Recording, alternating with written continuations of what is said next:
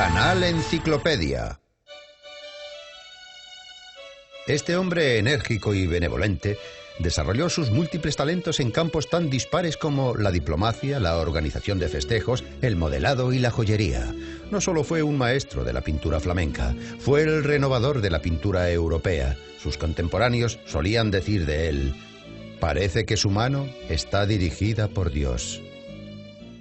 Jan van Eyck nació alrededor del año 1390 en la pequeña ciudad de Maaseik, lugar donde convergen en la actualidad las fronteras de Alemania, Holanda y Bélgica. No se conoce la fecha exacta del nacimiento de van Eyck. Tampoco se sabe nada sobre su infancia o su juventud. Esos datos están ocultos tras un velo de 6 siglos de antigüedad. La primera referencia documentada sobre van Eyck data del año 1422. El joven artista fue el pintor favorito del duque Juan de Baviera. Tras la muerte de su noble señor, van Eyck se marcha a Flandes, donde entra al servicio de Felipe el Bueno, duque de Borgoña. Sin embargo, van Eyck no podía dedicar mucho tiempo a la pintura en la corte, ya que tenía que ocuparse de los asuntos privados de Felipe. El artista era su consejero personal para asuntos especiales. En el año 1427, van Eyck fue encargado de concertar el matrimonio entre el viudo Felipe y la infanta española Isabel. Las negociaciones fracasaron. Al año siguiente, van Eyck fue enviado con una proposición de matrimonio para otra Isabel, la hija mayor de Juan el Grande, rey de Portugal. Esta vez la misión concluyó con éxito. La boda se celebró el 10 de enero del año 1430 y van Eyck fue el encargado de organizar los festejos. Los asuntos privados del rey le dejaban poco tiempo para pintar, pero van Eyck nunca abandonó sus pinceles y en el año 1432 acabó la ingente obra comenzada por su maestro y hermano mayor, Hubert. El altar de Gante es el retablo más grande y de mayor complejidad pintado en los Países Bajos en el siglo XV. La profusión de motivos de esta obra de arte era algo inédito en la pintura medieval. Flores, plantas y árboles están representados con la precisión de un atlas de botánica. Las construcciones góticas se alzan sobre el fondo azul de un cielo en el que están reproducidos fielmente todos los efectos atmosféricos. El contraste de la imagen de Adán y Eva sobre un fondo oscuro supone una innovación total del espacio pictórico. El plano del pie derecho de Adán avanzando hacia el espectador crea una ilusión óptica por la que las figuras parecen estar a punto de salir de sus hornacinas. Piedras preciosas, brocados y ricas telas están reproducidos de forma tan precisa que parecen reales. Van Eyck logró ese efecto con una nueva técnica pictórica. Una vez Jan puso a secar al sol una de sus pinturas. La cola que unía las tablas se descompuso con el calor y la pintura quedó irremediablemente estropeada. Muy contrariado, van Eyck juró no salir de casa mientras no lograse crear un barniz con el que poder secar las tablas dentro de su estudio. Experimentó distintas combinaciones hasta que averiguó que la pintura hecha a base de aceite de nuez y linaza secaba mucho antes que las otras. Van Eyck también llegó a la conclusión de que ese tipo de pintura secaba antes, con lo que se aceleraba el proceso y podía pintar capa tras capa aumentando el número de detalles. Pintando con óleos, van Eyck consiguió resultados sorprendentes con los matices de luces y sombras. El maestro pintaba con el mismo esmero los lazos de los vestidos que los paisajes que se veían tras una ventana. Su ojo trabajaba ora como telescopio, ora como microscopio, lo que obligaba al espectador a mover la vista incesantemente para así poder captar tanto los detalles de la lejanía como los de los planos más cercanos. En un principio, van Eyck empleó esa técnica en sus retratos, plasmando con tal precisión la imagen de sus modelos que conseguía reflejar su carácter. Con su magistral dominio del pincel, el maestro podía recrear la textura de la piel o el efecto de la barba incipiente. Por primera vez, los modelos de van Eyck miran directamente al espectador en vez de mirar hacia un lado. Muchos investigadores creen que el hombre del turbante rojo es un autorretrato del pintor. En sus pinturas, objetos reales simbolizan lo divino y lo espiritual va unido a lo real. De este modo, en el retrato del matrimonio Arnolfini, una de sus pinturas más conocidas, la única vela de la lámpara simboliza la presencia divina y la sarta de cuentas de cristal de la pared simboliza la fidelidad. Durante mucho tiempo se creyó que la pintura representaba a un quiromántico leyendo en la mano de la mujer embarazada el porvenir del niño que ésta lleva en su seno, pero el simbolismo nos dice que nos encontramos ante una escena familiar. Su nueva técnica pictórica tuvo gran éxito en toda Europa, pero el resto de artistas no conocían el secreto del pintor. Cuenta la leyenda que una vez el artista napolitano Antonello de Messina se acercó al estudio de Van Eyck fingiendo ser un viajero que estaba de paso. El astuto italiano entretenía al maestro con historias sobre Italia mientras observaba su método de trabajo. Al cabo de unos meses, Messina desapareció, regresó a su tierra y se enriqueció pintando una serie de obras con una nueva técnica que le permitía matizar las luces y las sombras. Felipe el Bueno, duque de Borgoña y señor del gran pintor flamenco Jan van Eyck, decía a menudo: «Es un artista sin parangón». Tras la muerte de Van Eyck, en el año 1441, Felipe el Bueno concedió a la viuda del pintor una renta anual muy elevada para la época, como señal de reconocimiento a los méritos de su marido y como muestra de nuestro dolor por tan inesperada pérdida. El gran maestro del Renacimiento del norte de Europa, Jan van Eyck, estampó en muchas de sus obras la siguiente reseña: «Hice lo que pude».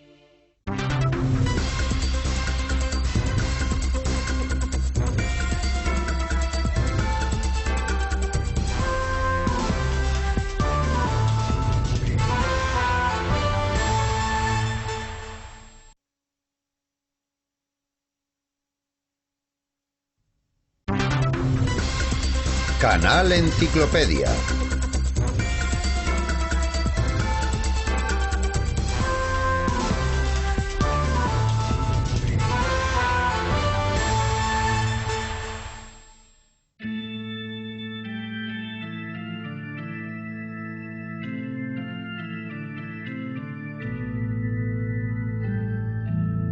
Sed como nuestra alma, no como la de nuestro Señor. Puede que nos dirijamos a la desdeñosa inutilidad, pero la belleza del universo nos cautiva y aspiramos en vano a conocer el misterio de la eternidad. Era un artista y un gran escultor. Miguel Ángel, de una forma poética, expresó sus ideales en el fresco que realizó, La creación de Adán.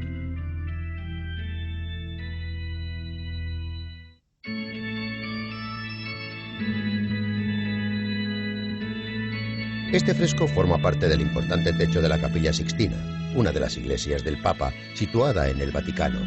Fue construida en la época del Papa Sixto IV, de ahí su nombre actual. A finales del siglo XV, artistas como Ghirlandaio, Perusino y Botticelli pintaron también frescos en las paredes de la Capilla Sixtina. Entre marzo y abril del año 1508, Miguel Ángel acude a Roma para recibir del Papa Julio II el encargo de decorar la bóveda de la Capilla Sixtina. En mayo de ese mismo año, el artista acepta pintar la bóveda, que mide unos 600 metros cuadrados. Miguel Ángel trabajó en los frescos durante un período de 4 largos años.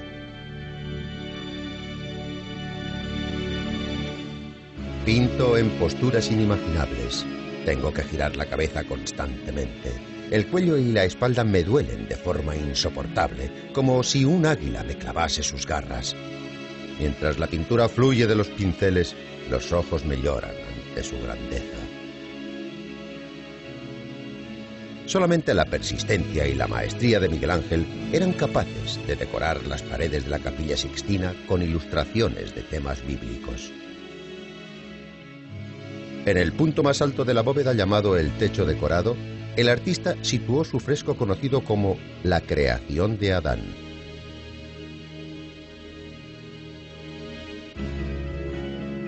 Y Dios creó al hombre a su imagen y semejanza, dicen las escrituras de la Biblia. La figura de la izquierda, reclinado en el suelo, apoya el peso de su cuerpo en su mano derecha. Es un hombre joven y apuesto, pero su cuerpo se muestra débil y sin vida. Su mirada transmite sumisión, perplejidad y esperanza ante la presencia de su Creador. El Señor se muestra imperioso, atento y con una determinación asombrosa. Su dedo señala la creación del ser humano, y Adán, ante su presencia divina, está a punto de cobrar vida. Parece como si entre los dos personajes hubiera un espacio frágil, a un paso del tacto, del contacto, de la chispa que dará a la vida. En ese paso se muestra el amor de Dios hacia su creación y la imposibilidad de completar la unificación entre lo divino y lo humano. Observemos el fresco de Miguel Ángel desde el punto de vista de la composición. Si se dibujara una línea entre las dos figuras, esa larga y estrecha línea curva sería el punto intermedio de la composición. Acentuando la primera línea, la segunda sería la que une las miradas de los personajes. Además, partes diferentes de ambos cuerpos, como el pecho, la rodilla y la pierna, están situados al mismo nivel. Las figuras se dividen por el vacío que se perturba solo por los brazos alargados. El vacío enfatiza el poder y simboliza el abismo que separa lo divino de lo mortal.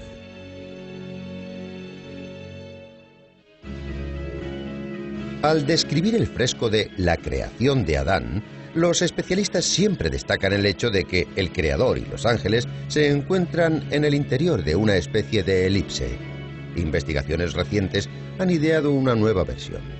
Si miramos con detenimiento la obra de Miguel Ángel y relacionamos su estructura con la anatomía humana, se observa que no es el creador quien da la vida a Adán, sino que es un gran cerebro que imita el corte transversal de un cerebro humano. Los contornos de los cuerpos del creador y de los ángeles distinguen el lado que separa el lóbulo frontal y el lóbulo temporal. El contorno del hombro derecho de uno de los ángeles tiene un parecido asombroso a la circunvalación frontal. En general, el conjunto de personajes forma un cerebro perfecto. Pero ¿por qué Miguel Ángel no dio a conocer sus intenciones a sus contemporáneos? Porque era peligroso. El artista solo podía estudiar anatomía diseccionando cadáveres. En los tiempos del artista eso se consideraba una atrocidad y se castigaba con la muerte. Si continuásemos razonando esta teoría, podría decirse que Miguel Ángel ofrece en sus frescos datos confidenciales en clave. Quizás Miguel Ángel quería transmitir conocimientos a sus descendientes sobre el cerebro universal que creó el hombre. Obviamente, esta teoría no deja de ser una controversia que despierta todo tipo de opiniones.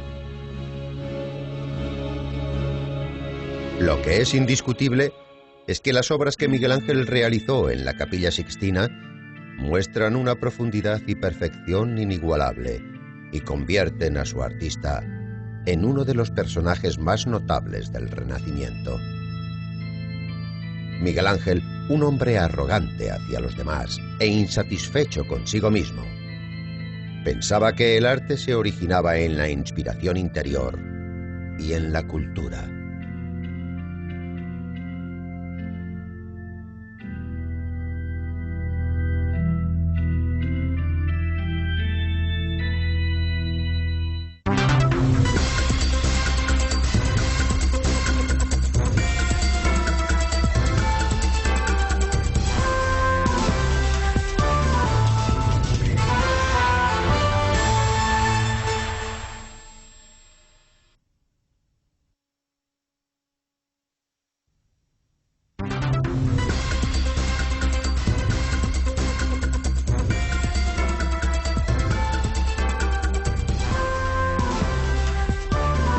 Canal Enciclopedia.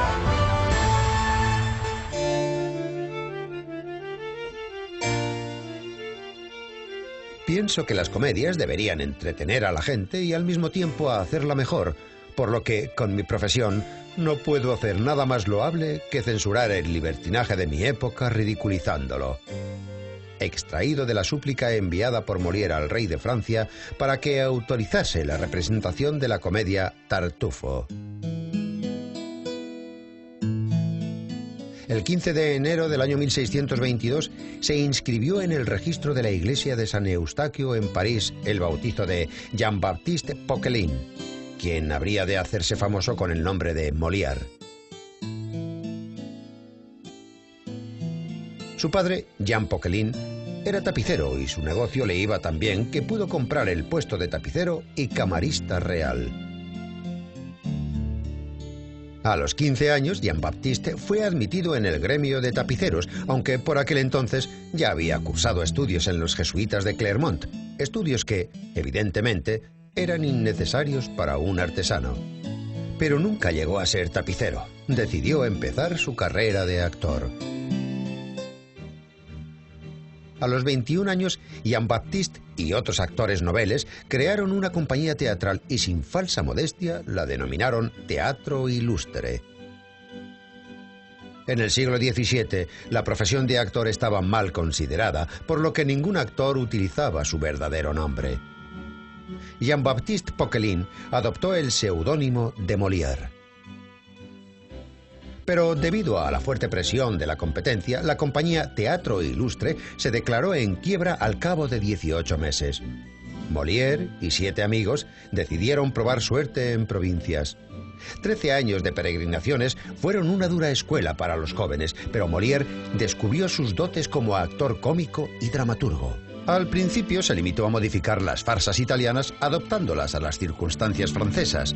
Después se alejó de los modelos italianos y empezó a añadir elementos originales con mayor libertad y por fin abandonó por completo las obras italianas para crear las suyas propias. La compañía se hizo famosa en provincias gracias a las farsas de Molière. Habiendo acumulado experiencia y dinero, Molière y sus amigos decidieron regresar a París en el año 1658. Molière se ganó el favor del hermano del rey, el príncipe Armand de Borbón-Conti, y consiguió permiso para representar una de sus farsas ante el rey en el Louvre. Luis XIV, que en aquel entonces contaba 22 años de edad, quedó fascinado por la farsa de Molière y le concedió a la compañía el derecho de denominarse La Troupe de Messier, sobrenombre por el que se le conocía al príncipe. La compañía comenzó a ser requerida con frecuencia en el Palacio Real, pero los cómicos no olvidaron al público parisino. La compañía había logrado triunfar en la capital francesa gracias a las primeras obras de Molière.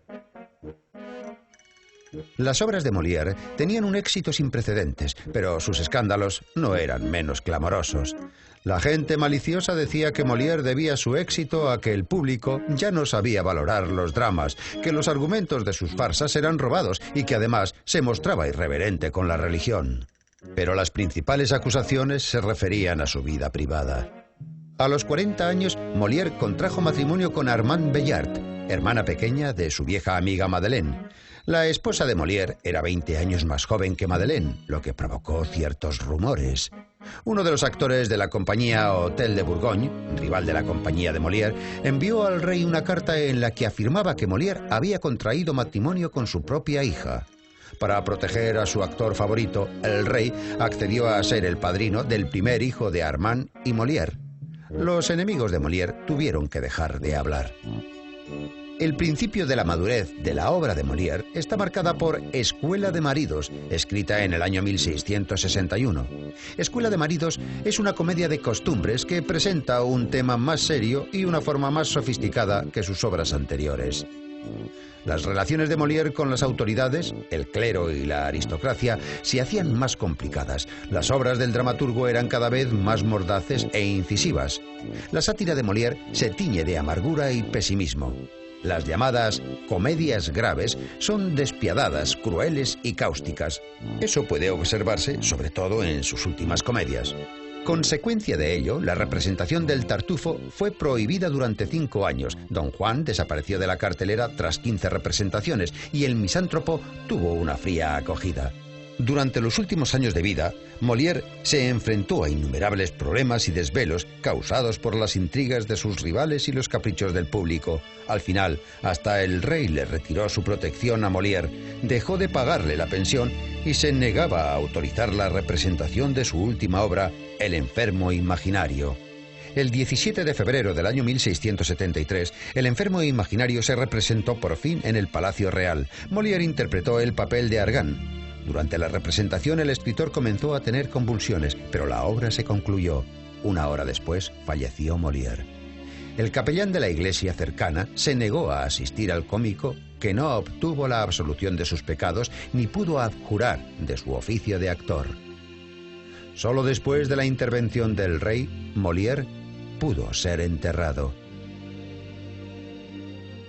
De noche, a la luz de las antorchas, para evitar el escándalo público, el cadáver de Molière fue transportado al cementerio de San José y sepultado en el lugar destinado a los suicidas y a los niños que morían sin bautizar. En el registro de la iglesia de San Eustaquio, el sacerdote anotó Jean-Baptiste Poquelin, tapicero y camarista real. Fue enterrado el 21 de febrero del año 1673.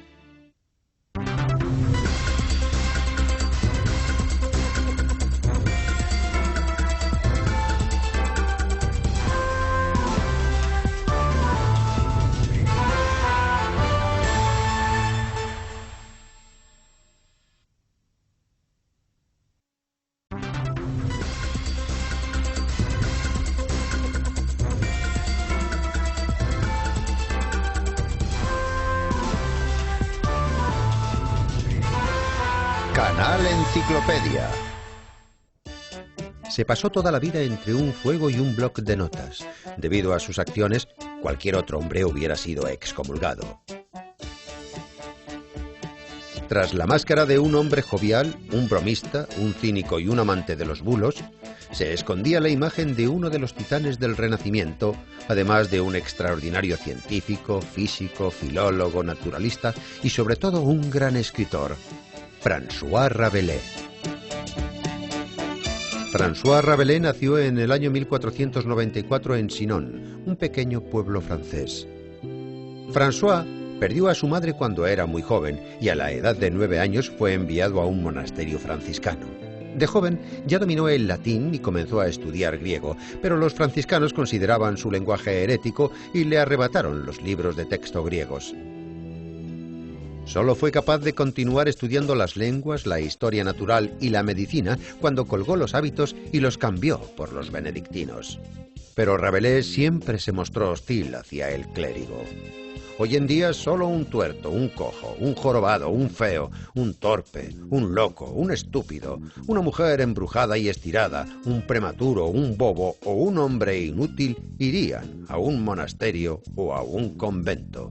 No obstante, a pesar de su antipatía por los sirvientes de Dios, François se convirtió en monje a la edad de 25 años, pero no cambió ni su forma de pensar ni su estilo de vida. Para contrarrestar el dicho académico, recordad la muerte, él sugirió un dicho más optimista, recordad la vida. Rabelais abandonó el monasterio para siempre 3 años más tarde. Superó el examen de bachiller en medicina en la escuela de Montpellier. Para ahorrar algo de dinero, trabajó como físico en el hospital de Lyon, donde había más de 200 pacientes en una sola sala. Algunas veces los pacientes podían ocupar una cama por persona. Pero Rabelais no cesó sus estudios científicos. Diseccionó públicamente a un hombre que había sido colgado y estudió botánica y arqueología. Para aquel entonces, François Rabelais no mantenía los votos monásticos, vivía con una viuda y fue padre de 2 hijos. En el siglo XVI, historias fantásticas sobre gigantes le hacían popular por toda Europa. La pluma de Rabelais se volvió primitiva y transformó sus fantasías en una novela filosófica denominada como Las hazañas y proezas más temerosas y terroríficas del famoso Pantagruel. En el año 1532, Rabelais publicó este libro bajo el seudónimo de Alcofribas Nasier, un anagrama de su verdadero nombre. Esta novela fue la que le consagró, al igual que a autores como Goethe por su obra Fausto o a Dante por la Divina Comedia. En 2 años se publicó la segunda parte del libro. Narraba las aventuras del padre de Pantagruel, un gigante llamado Gargantúa. En esta humorística y paradójica novela encontramos no solo ideas majestuosas, sino también escabrosos matices. El libro ofrece una visión de la sociedad materialista de la época y critica a jueces mercenarios, a filósofos e incluso al Papa y al propio rey. La primera y la segunda parte de lo que muchos denominan el himno triunfal del Renacimiento fueron censuradas por la Inquisición francesa. Debido a la persecución de la Inquisición, Rabelais decidió escapar. Viajó a Italia y se convirtió en el físico personal del cardenal Jean du Bellay. Una vez en el Vaticano, obtuvo la absolución de manos del Papa Pablo III y pronto se convirtió en doctor en medicina. Tras estos acontecimientos, Rabelais ya no era un monje fugitivo, se convirtió en un físico respetable. Se las ingenió y consiguió una licencia real para imprimir sus propios libros. Pero la protección de sus mayores no le sirvió para librarse del punto de mira de la Inquisición. Los libros de Rabelais continuaban ardiendo en las plazas. Tras un silencio de 12 años, Rabelais publicó la tercera parte de Gargantúa y Pantagruel, donde Panurgo entra en Proscenio, un gran pícaro y un hombre lleno de sabiduría. La gente comenzó a denominar las obras del artista como cuentos pantagruélicos. El escritor determinó este término de la siguiente manera: la vida es dicha, sed sanos, bebed y disfrutad de ella.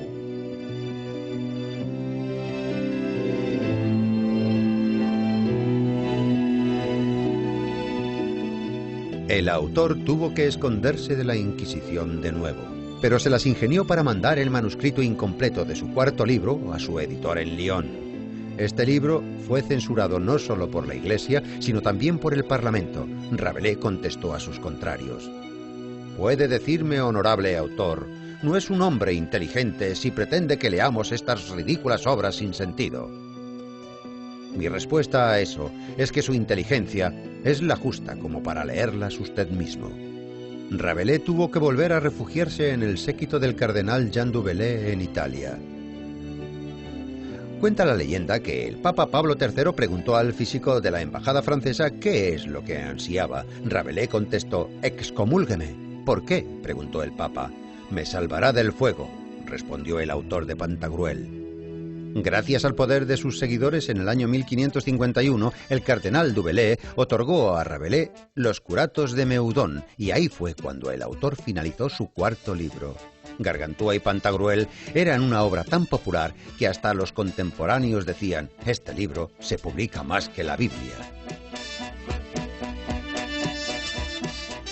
Pero el gran autor francés François Rabelais no había finalizado su quinto libro cuando falleció en París debido a un ataque al corazón.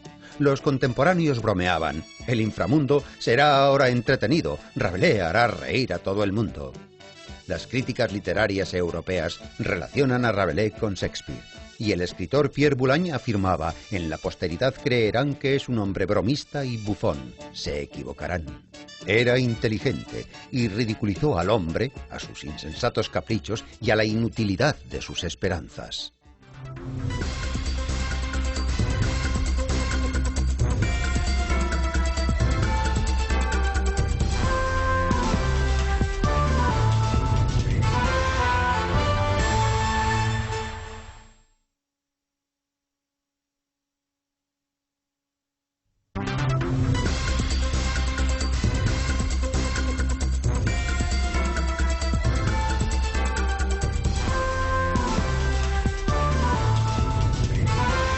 Canal Enciclopedia. En mi opinión, una pintura debe ser fascinante, alegre y bella. La vida está llena de tribulaciones y no vale la pena plasmarlas en un cuadro, decía el genial artista que poseía el don de ver el mundo lleno de color a pesar de las privaciones y las enfermedades. El nombre de este famoso vitalista es Pierre-Auguste Renoir. Auguste fue el penúltimo de los 5 hijos de un modesto sastre apellidado Renoir y nació en Limoges el 25 de febrero del año 1841. 3 años después de su nacimiento, la familia se trasladó a París. A los 13 años, después de que su padre descubriese sus dotes para el dibujo, Auguste empezó a trabajar en una fábrica de porcelana. El chico pintaba platos y tazas con tanta destreza que sus compañeros le llamaban Monsieur Rubens. Posteriormente, Renoir aplicó en sus cuadros las técnicas aprendidas durante los 4 años que trabajó en la fábrica y por eso, a veces, sus lienzos parecen una lustrosa superficie de porcelana. Con la aparición de las máquinas, ya no era necesario pintar a mano las porcelanas, por lo que Auguste trabajó pintando abanicos y telas hasta que reunió el dinero suficiente para pagarse los estudios. A los 21 años de edad, entró en la Escuela de Bellas Artes de París. Fue entonces cuando Renoir se dio cuenta de que para ser un buen artista tenía que dominar todos los procedimientos y técnicas del oficio. Trabajaba incansablemente, no se divertía como los demás alumnos y ahorraba todo lo que podía porque tenía que pagarse los estudios. Renoir no se avergonzaba de recoger los tubos que desechaban sus compañeros si quedaba algún resto de pintura en ellos. Como necesitaba dinero, empezó a hacer retratos por encargo y volvió a pintar platos y telas. Para mí, pintar es un placer que no puedo comparar con ninguna otra cosa, dijo. En la Escuela de Bellas Artes conoció a Claude Monet, con el que entabló una duradera amistad. Los dos andaban escasos de dinero y se apoyaron mutuamente durante toda la vida. En sus años de estudiantes, Renoir y Monet solían utilizar el mismo estilo y la misma técnica para pintar sus cuadros. Después, los dos fueron precursores del impresionismo, una corriente pictórica definida por la pintura al aire libre y que consiste en representar los objetos según la impresión que la luz natural produce en ellos, prescindiendo de las líneas marcadas y los colores oscuros. La nueva tendencia no tuvo buena acogida. La gente no entendía ese estilo de pintura y no compraba sus cuadros. Al igual que sus colegas, Renoir tenía dificultades para llegar a fin de mes. Cuando le faltaba poco para cumplir los 40, la posición económica de Renoir experimentó una ligera mejoría. Entre sus admiradores había gente acomodada, por ejemplo, Marguerite Charpentier, esposa de un editor parisino. Marguerite le encargó unos retratos y además recomendó al artista entre sus amistades. En aquella época, Auguste solía frecuentar el cabaret Le Moulin de la Galette en Montmartre, un barrio parisino en el que aún se respiraba un espíritu provinciano. El artista buscaba allí sus modelos. Renoir compró modernos sombreros de paja y los repartió entre las jóvenes para animarlas a posar. El rumor de la presencia de un artista rico se propagó por Montmartre y el estudio de Auguste empezó a llenarse de orgullosas madres que llevaban a sus maravillosas hijas a posar para el pintor. Renoir no era indiferente a la belleza femenina, pero prefería el arte al amor. La actriz Jeanne Samary, enamorada del artista, dijo de él: «Renoir no está hecho para el matrimonio. Se casa con todas sus modelos a través de su pincel». A lo largo de su vida hizo cientos de retratos femeninos. A menudo pintaba mujeres desnudas, pero solo mantenía relaciones artísticas o amistosas con sus modelos. Sin embargo, a los 39 años, Renoir conoció a una chica que no conseguía olvidar por mucho que lo intentase. Esperando encontrar paz, Renoir emprendió un viaje por Italia y Argel, pero a su regreso, meses más tarde, pidió en matrimonio a Alain Charigot, 18 años más joven que él. Alain le dio 3 hijos y se convirtió en fuente inagotable de inspiración del artista. Tras su viaje a Italia, donde visitó numerosos museos, Renoir, lleno de odio hacia el impresionismo, según sus propias palabras, se entregó de lleno a la pintura, intentando definir los contornos con la mayor precisión posible, cuidando más el dibujo y empleando colores más fríos y oscuros. Renoir entró en un período de crisis, dudando de sus dotes para la pintura, pensando que se había equivocado de profesión. Destruyó algunos lienzos antiguos y en la pintura de los nuevos probaba un estilo cada vez. Fue acusado de saltar de un estilo a otro y el artista no se defendió. Él siempre se comparaba con un corcho arrastrado por la corriente. Al contemplar las últimas obras de Renoir, resulta difícil adivinar que fueron pintadas por un hombre casi paralítico. El reuma, cuyos primeros síntomas se habían manifestado en la juventud del artista, acabó atrofiando sus manos y confinándolo a una silla de ruedas. Renoir no podía coger un pincel sin ayuda, tenían que colocárselo entre el índice y el pulgar. Las amistades que acudían a interesarse por el estado de Renoir quedaban impresionadas ante su estoica alegría. «De hecho, soy un hombre afortunado porque puedo pintar», decía. Incluso durante sus últimas horas, el artista ya delirante pidió su paleta. Auguste Renoir falleció el 2 de diciembre del año 1919 a los 78 años de edad. El hombre que nunca se consideró un gran pintor dijo una vez: «Creo que me merecía un poco de éxito porque he trabajado mucho».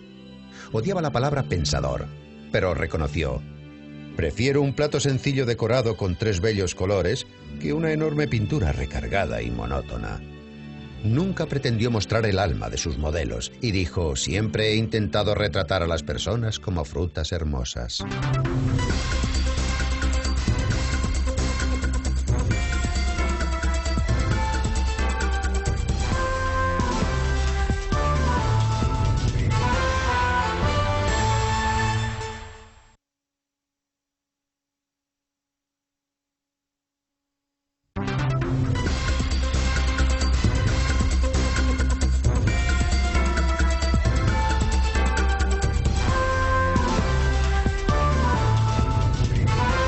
Canal Enciclopedia. ¿Este hombre o se volverá loco o irá más allá de nuestra imaginación para dejarnos tras su talento? Camille Pissarro expuso estas dos profecías sin saber que las dos se harían realidad. Pongo mi corazón y mi alma en mi trabajo y he perdido la cabeza en el proceso, dijo Vincent van Gogh el último día de su vida.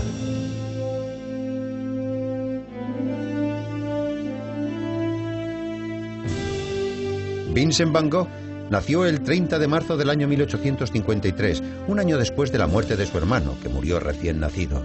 Durante sus primeros años, sus padres temían por su vida y puede que este miedo que prevalecía en la familia afectase a la salud mental del joven Vincent. Creció como un niño insociable y taciturno que pasaba las horas merodeando por los alrededores, observando a las plantas y la vida de los animales.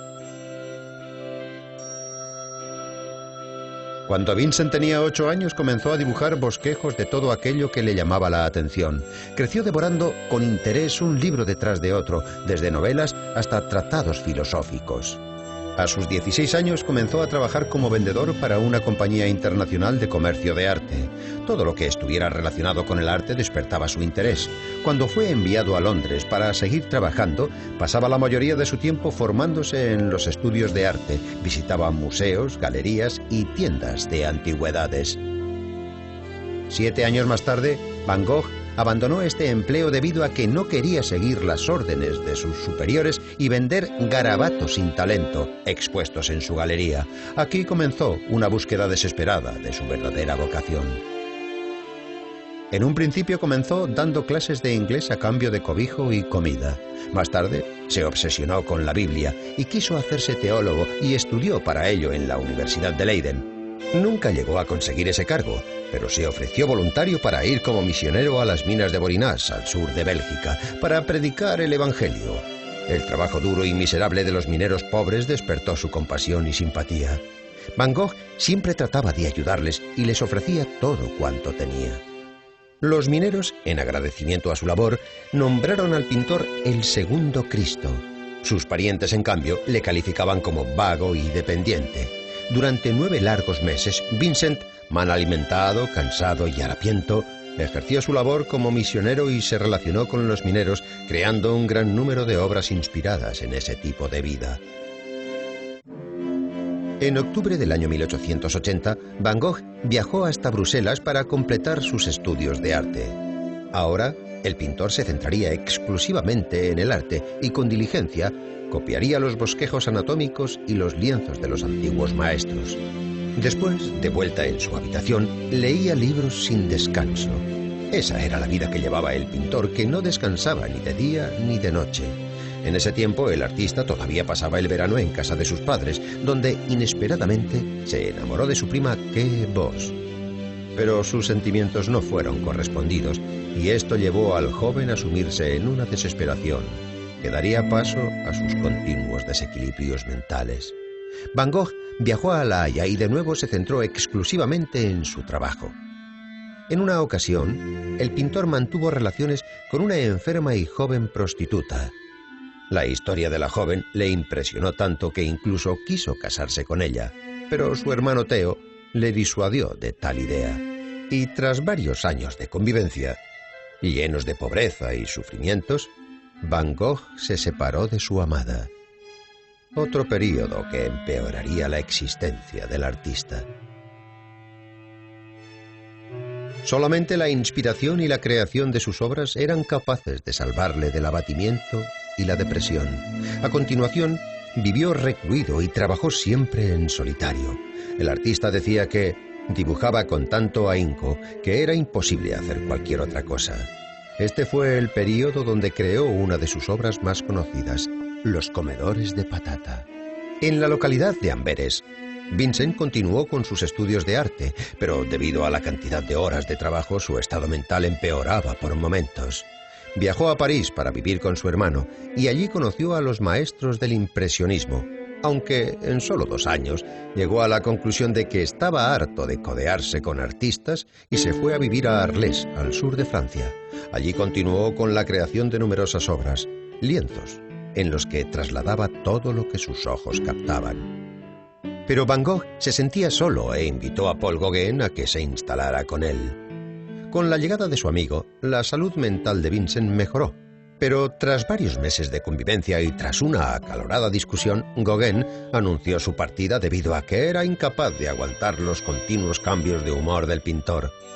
Van Gogh, en un ataque de ira, amenazó a Gauguin con una cuchilla. Más tarde, arrepentido por haber estado a punto de matar a su amigo y en un ataque de desesperación se cortó la oreja. Sus ataques de furia sucedían más a menudo y en el año 1889 ingresó, por voluntad propia, en la institución mental de Saint-Paul-de-Mansol. Allí, en sus momentos de lucidez, era capaz de pintar incluso 2 cuadros al día. Pero el arte no pudo ayudarle.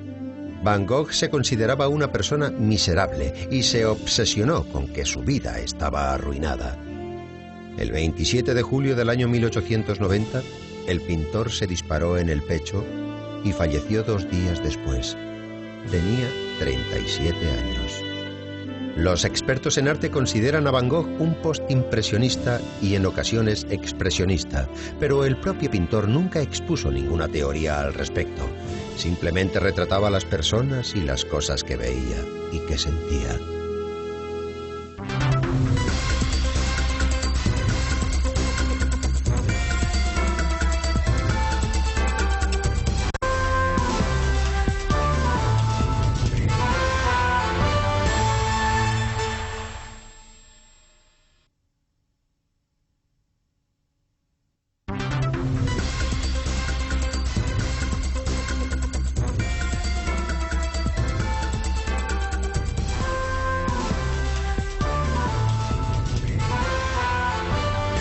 Canal Enciclopedia.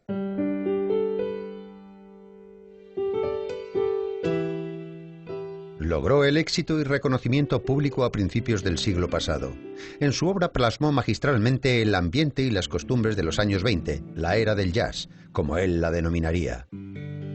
Su vida podría compararse con una obra en 3 actos. El primero comienza con una extraordinaria confesión. El segundo habla de una gran desilusión y el tercero acaba con un completo agotamiento físico y mental.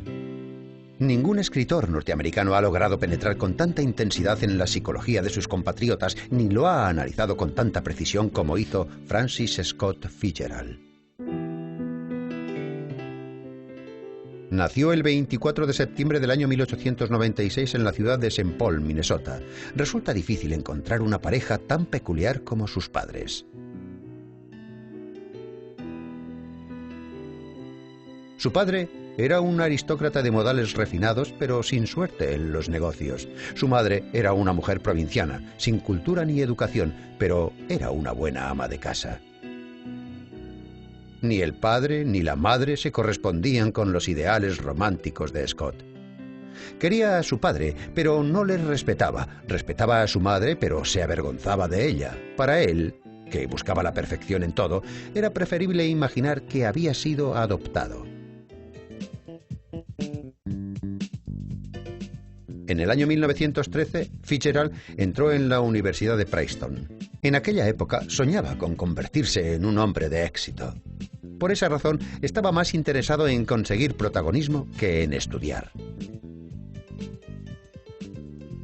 Solo hizo una excepción con la literatura, que producía en él un efecto embriagador. Fitzgerald no tardó en ser famoso como escritor entre los estudiantes y se convirtió en miembro respetado de varios clubes universitarios.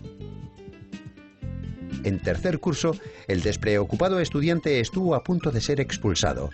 Fingiendo estar enfermo, abandonó temporalmente sus estudios para alistarse en el ejército, aunque la vida militar no era del agrado del indisciplinado joven teniente. El ejército le robaba el tiempo que quería dedicar a su verdadera vocación, la literatura. Un año después, Scott conoció a Zelda Sayre en un baile. Posteriormente, Zelda habría de jugar un papel dramático en su vida y se convertiría en la inspiración de todos los personajes femeninos de su obra. Zelda, mujer de gran encanto y brillante inteligencia, buscaba incansablemente nuevas sensaciones con una despreocupada temeridad. Scott supo inmediatamente que eran almas gemelas y le propuso matrimonio a Zelda. Se comprometieron, pero la veleidosa y excéntrica joven rompió el compromiso, diciendo que no quería vivir en la miseria. Durante algún tiempo, Fitzgerald se dio a la bebida para ahogar sus penas, pero al final reunió las fuerzas necesarias para acabar su novela A este lado del paraíso, cuyo argumento estaba basado en su propia vida. En el año 1920, la novela fue publicada y obtuvo un gran éxito. El desconocido joven provinciano se convirtió en un escritor de moda y en un hombre rico. Para Fitzgerald, la popularidad de su novela le abrió el camino al gran mundo de la literatura. Cada nuevo libro acrecentaba su fama y llenaba sus arcas. Además, Zelda aceptó su proposición de matrimonio. Scott era feliz por fin.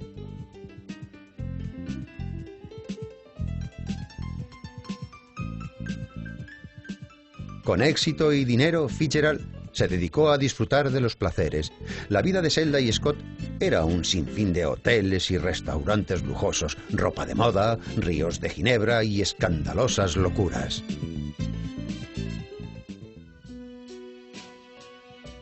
En el año 1925, Fitzgerald acabó su novela El Gran Gatsby.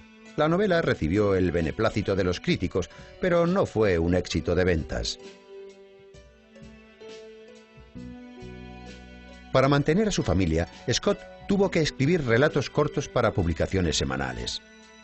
El alegre joven se estaba convirtiendo poco a poco en un dipsómano pendenciero.